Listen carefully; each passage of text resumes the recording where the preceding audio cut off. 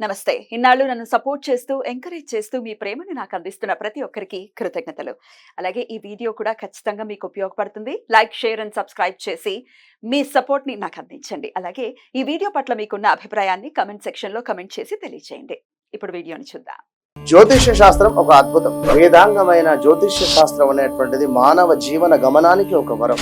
జ్యోతిష్య శాస్త్రం నీ జీవితంలో వెలుగునింపే ఒక భాష.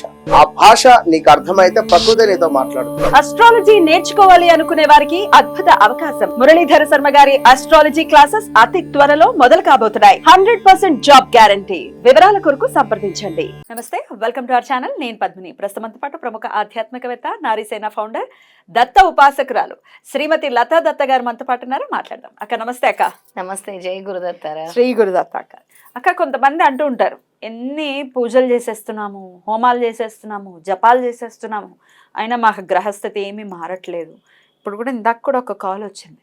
ఆల్రెడీ ఒకరితో మాట్లాడించడం జరిగింది. ఇప్పుడు మా కడుపున పడినంత ఈజీగా డెలివరీ అయితే అయిపోదు కదా. అసలు కడుపున పడిన వెంటనే డెలివరీ అయిపోవాలంటే ఎట్లా? చాలా 9 నవమాసాలు మొయ్యాలి. ఇప్పుడు ఒక బిడ్డను జన్మించాలి అంటే, జన్మని ఇవ్వాలి అని అంటే ముందు ఏవుళ్ళు భరించాలి, తర్వాత బరువును మొయ్యాలి, తర్వాత తిండి సహించదు. ఇవన్నీ అంటే ఇవన్నీ అనుభవిస్తేనే కదా ఒక మంచి బిడ్డకి, ఒక 12 బిడ్డ అని ప్రసవిస్తుంది తల్లి. ఇప్పుడు ఎట్లా అంటే అన్ని ఇన్స్టెంట్ యుగంలో ఉన్నాం మనం.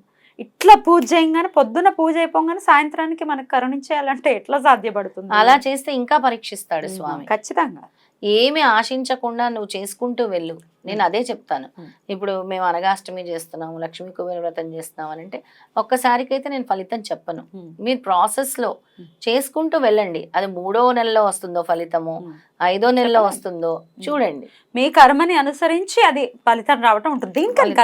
దేనికైనా ఉంటుంది. మంత్ర సాధన విషయంలో కూడా అంతే. అయితే కొంతమంది చాలా జెన్యూన్గా ఉంటారు అక్క. పాపం వాళ్ళు ఎట్లాంటి ఆశ లేకుండా నిజంగానే చేస్తూ ఉంటారు.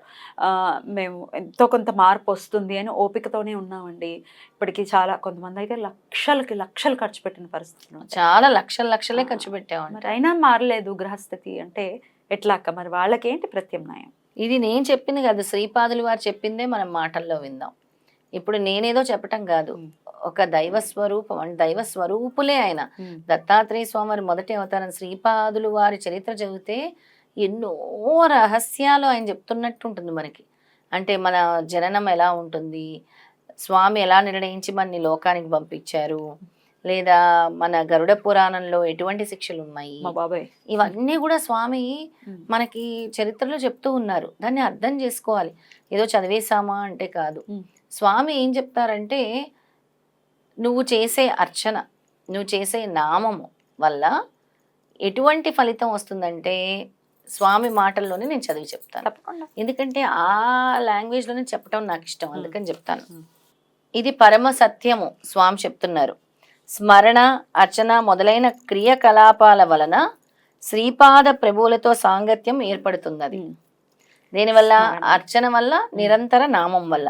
వీటి ద్వారా ఆశ్రితుల యొక్క పాపకర్మలు, దోషపూరితమైన విషయ వాసనలు, సంస్కరణములు అన్నీయూ శ్రీపాద ప్రభువుల చైతన్యంలోనికి ప్రవేశించి మనం చేస్తున్నటువంటి అర్చన, నామము వాటి వల్ల స్వామి మన పాపకర్మలు, దోషపూరితమైన విషయ వాసనలు, చెడు సంస్కరణలు, ఎటువంటి సంస్కారములు ఉన్నా కూడా అవి స్వామిని చేరుతున్నాయి. వెళ్ళి మళ్ళీ శ్రీపాద ప్రభువుల చైతన్యంలోకి ప్రవేశించి వారి నుండి శ్రేయోదాయకమైన శుభస్పందనలో మళ్ళీ తిరిగి శ్రేయోదాయకమైన శుభస్పందనలు మనకు చేరుకుంటాయి అన్నమాట. అది స్వామి చెప్తున్నారు. అది అయితే ఇందాక నువ్వు అడిగావు చూసావా ప్రశ్న, దానికి సమాధానం చెప్తున్నాను. మానవుడు జన్మించినప్పుడు వాని ప్రారంధ కర్మకు అనుగుణంగా గ్రహస్ఫూటములతో జనిస్తాడు. మానవుడు జన్మించినప్పుడు ఒక టైం అనేది ఉంటుంది, బర్త్ చార్ట్ అనేది ఉంటుంది, ఏ గ్రహం ఎక్కడ ఉండాలో. అదే స్వామి చెప్తున్నారు ఇక్కడ. వాని ప్రారంధ కర్మకు అనుగుణంగా గ్రహస్ఫూటముతో జనించి అంటే ఎలాంటి ఏ గ్రహం ఎక్కడ ఉండాలో, 1వ స్థానంలో ఉండాలా, 3వ స్థానంలో ఉండాలా, 5వ స్థానంలో ఉండాలా, ఏ గ్రహం ఎక్కడ ఉండాలో అది నిర్ణయించి స్వామి పంపిస్తారు అన్నమాట. ముందే జన్మకుండలి అనేది అయిపోతుంది, జన్మకుండలి నిర్ణయం అయిపోతుంది. దాని గురించే చెప్తున్నారు స్వామి. ఆయా గ్రహచారమును అనుసరించి శుభాశుభ ఫలితములను పొందుచుండును. నీ గ్రహ సంచారం బట్టి నీ ఫలితాలు ఉంటాయి అని స్వామి చెప్తున్నారు. గ్రహముల నుండి వెలువడు సూక్ష్మ కిరణములు అశుభమును కలిగిస్తాయి. అశుభమును కలిగించినప్పుడు వాటి దోష నివారణకు మంత్ర తంత్ర యంత్ర వలన ఫలితము వస్తుందేమో అని చేస్తారు.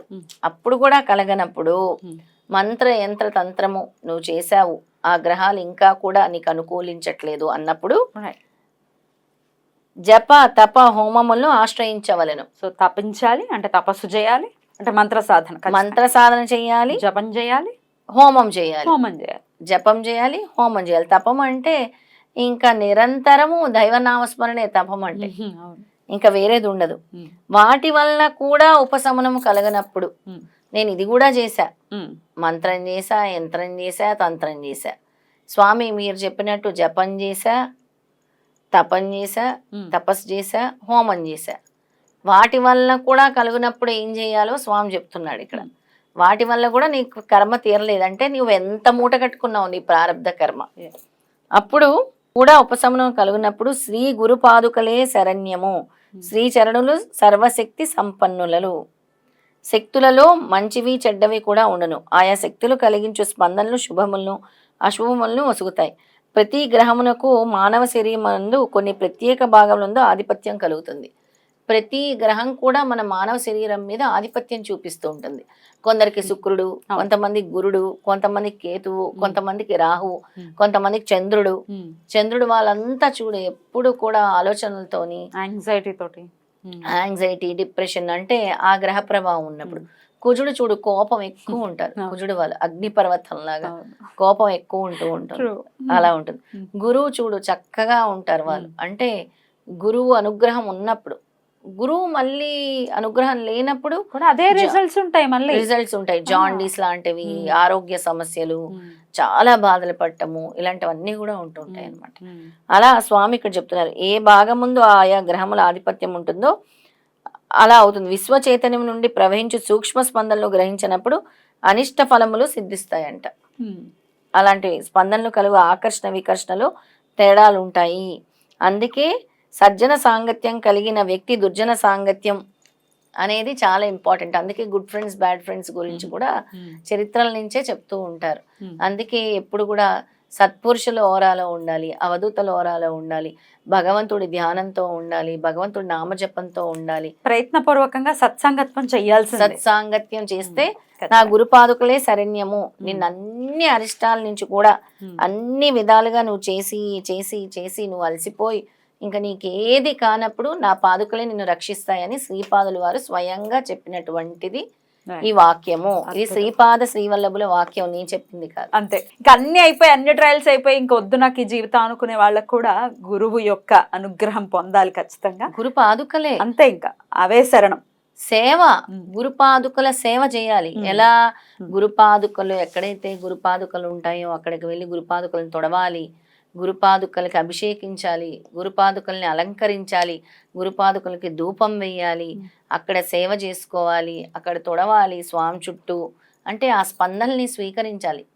చెడు స్పందనల్ని దూరం చేసుకుని ప్రతి స్పందనను శుభయోగదాయకమైన స్పందనల్ని కూడా స్వీకరిస్తూ ఉండాలి అని స్వామి చెప్తున్నారనమాట. అందుకే శ్రీపాదరాజం శరణం ప్రపద్యే అని చెప్పారు.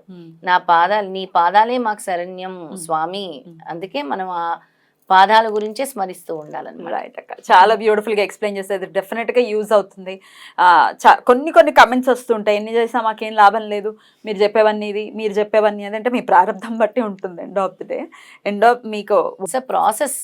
నీ అవసరానికి, నీ బిజినెస్ కోసం, నీ కోరిక తీరటం కోసం భగవంతుడితో పెట్టుకోకండి. అంతే, నువ్వు భక్తితో, ప్రేమతో, ఆర్తితో పెట్టుకో, స్వామి నిన్ను వెంటనే అనుగ్రహిస్తారు. అద్భుతంగా, చాలా బ్యూటిఫుల్ గా ఎక్స్ప్లెయిన్ చేశారు. కృతజ్ఞతలక్క. నమస్తే. శ్రీపాదరాజం శరణం ప్రపద్యే. శ్రీ దత్తరాజం శరణం ప్రపద్యే.